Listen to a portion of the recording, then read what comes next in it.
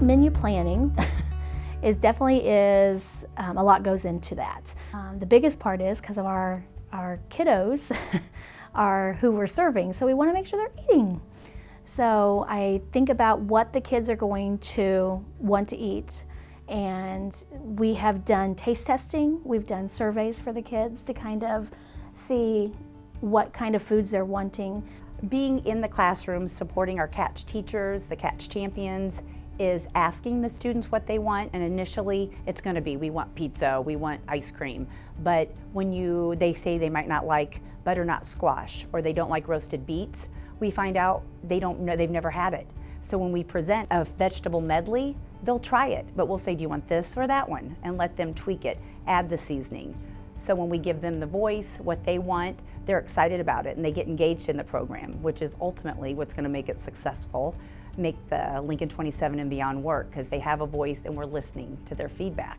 The thought of having lunch after lunch first intrigued me to try it, and that it's not like our normal food, that it's homemade, and that it could be very different. It is great to have like a voice whenever, if we do or don't like anything, we can just like tell one of the cooks or one of the Catch people, and we can tell them how they could improvise it or make it better. We can actually understand what the food is gonna taste like, and like if it isn't good, we can you can tweak it and make it taste better. And again, not 100% of the students will like it. We all have different palates, but it's just giving them the opportunity to try, be exposed to new entrees is what our goal is, that they do develop that palate. So it's nutrient dense, it's good food, and that they'll eat it.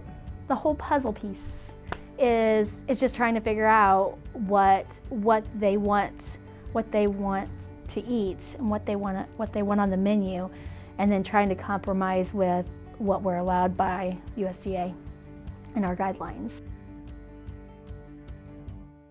January, I start thinking about what our menu is going to be for the following year. I kind of plot out where I think everything's going to go. Then we kind of do the nutritionals, and USDA requires us to do nutritionals. We can't just put anything on the menu. The kids would love cake and ice cream all the time, but we have to have we have to meet certain standards. I have to look at lots of things. I have to look at calories, we have to be within calories. We have to look at saturated fat. We have to look at sodium is a big one that we have to look at to make sure it's under a certain amount.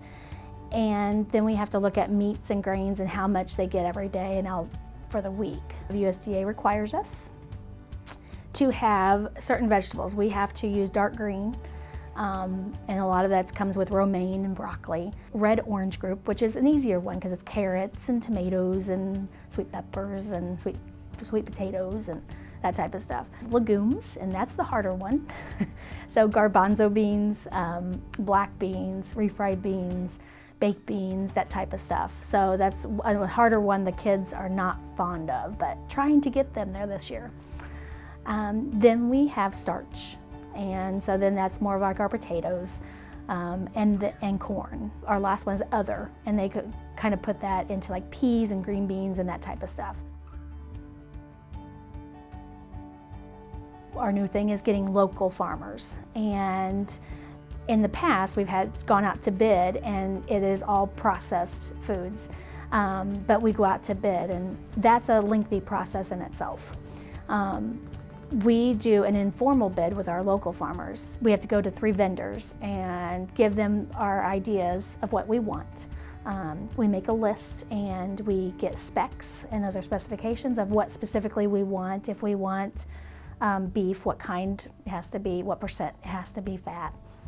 And so then we send those out to our vendors and then or our local farmers. We have the criteria is the cost. The cost is not the only thing. We do by closest to Lincoln. We go by traceability. We go by American geographical preference. And then we go by, with using the local farmers, the kids are really getting into these of us using the local farm. So them coming to us and visiting our classrooms, or our classrooms going to the farms and visiting. So we kind of take all that into account, so it's not just the lowest bid or the lowest cost is going to win. So then we take that, and I take all that information and pile it into a Excel spreadsheet, and compare it and see who gets the most points and who gets to provide us with our carrots or our beef or our pork for the year.